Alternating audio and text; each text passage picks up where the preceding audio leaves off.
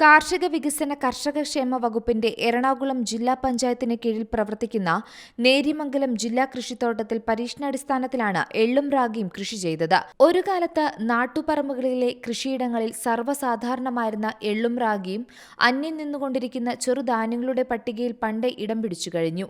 എന്നാൽ അന്യം നിന്നു പോകാതെ എള്ള് കൃഷിയും റാഗി കൃഷിയും തിരികെ കൊണ്ടുവരിക എന്ന ലക്ഷ്യത്തോടെയാണ് ജില്ലാ കൃഷിത്തോട്ടത്തിൽ 2 ബ്ലോക്കുകളിലായി ഇവ കൃഷി ചെയ്തത്.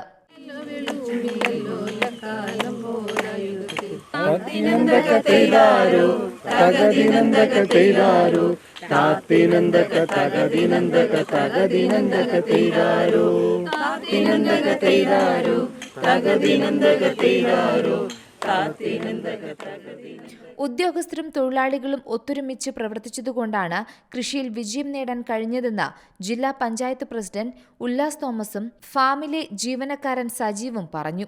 2-3 മാസങ്ങൾക്ക് മുമ്പ് ഞങ്ങളുടെ സൂപ്രണ്ടുമാർ ഇവിടെ വന്നു കഴിഞ്ഞപ്പോൾ മാഡം പറഞ്ഞു, നമുക്കൊരു ചെറിയ നാണ്യങ്ങളുള്ള കൃഷികൾ എന്തെങ്കിലും വേണം, ചെറുനാണ്യങ്ങളായ എന്തെങ്കിലും കൃഷികൾ നമുക്ക് വേണം എന്ന് പറഞ്ഞു. അങ്ങനെ ഒരു നാണ്യ കൃഷികൾക്ക് വേണ്ടി ആലോചിച്ചപ്പോഴാണ് റാഹി വളരെ ഭംഗിയായിട്ട് ഇവിടെ വിജയിക്കും, അത് നിങ്ങൾ ചെയ്തു നോക്കാൻ പറഞ്ഞു.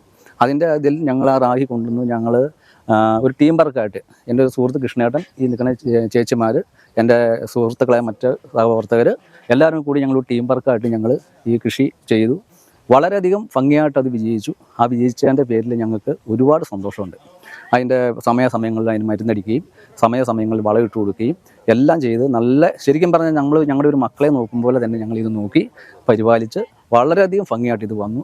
ഈ മംഗളകരമായ മുഹൂർത്തത്തിൽ ഇത് കൊയ്യാനും ഒക്കെ സാഹചര്യം ഒരുക്കിയതിന് വളരെയധികം ദൈവത്തിനോട് നന്ദി പറഞ്ഞുകൊണ്ട് ഇനിയുമുള്ള കാലം ഇതുപോലെ നല്ല നല്ല കൃഷികൾ ഇനി വരട്ടെ എന്ന് ആശംസിക്കുന്നു.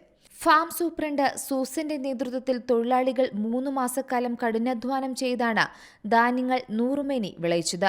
2 കൃഷിയും വൻ വിജയകരമായി തന്നെ വിളവെടുക്കാനും അധികൃതർക്ക് സാധിച്ചു.